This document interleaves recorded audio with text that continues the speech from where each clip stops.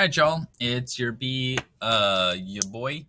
Mr. T-Dog Knights, and we are jumping back into common denominators, okay? So, mental math, problem solving, you know the drill. So now, I teased this before, but now we're going to deal with common denominators where they don't have the same denominator, and how do you figure that out, right? So, what you're going to do is you're going to have to figure out the least common factor in order to get it to work, okay? And you can do a number of things. In fact, it doesn't have to be the least common factor, as I teased last time as well. So 2/4, 1/3, okay? What we can do is we know that 2/4 is the same as 1/2, which is the same as 3/6, okay?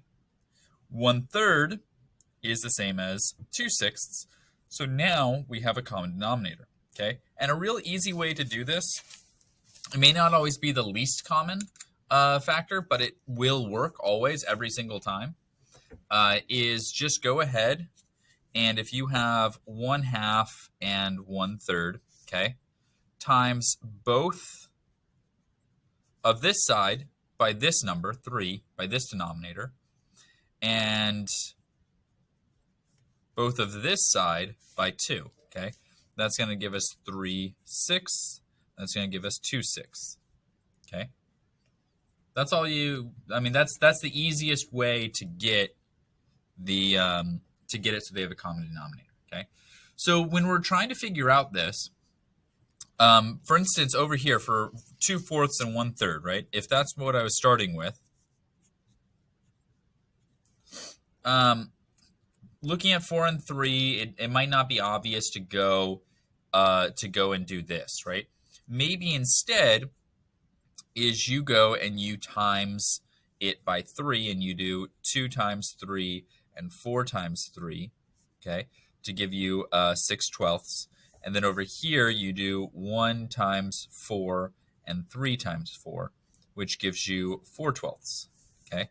Now you can do 6 plus 4/12 to give yourself 10/12, which you then need to go down to 5/6, okay? Now, of course, you avoid this extra step if you found this out, right? But when it comes down to it, at the end of the day, if you have to do, there's a certain amount of steps you have to do. Either you have to do this step early to get it so that it's the least common factor, okay? The 3/6 and the 2/6 here in order to get your answer, or you do it at the end.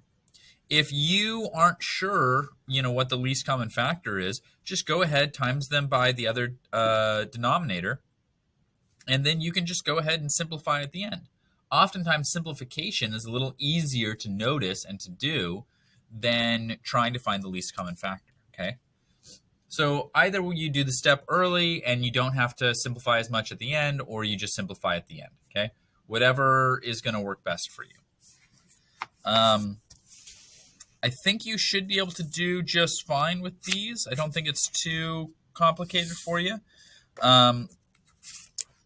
We did 1 through 29 odd last week, yesterday. So let's go ahead and do 2 through 30 even today. Okay. All right, that's it, my guys. Have a good one.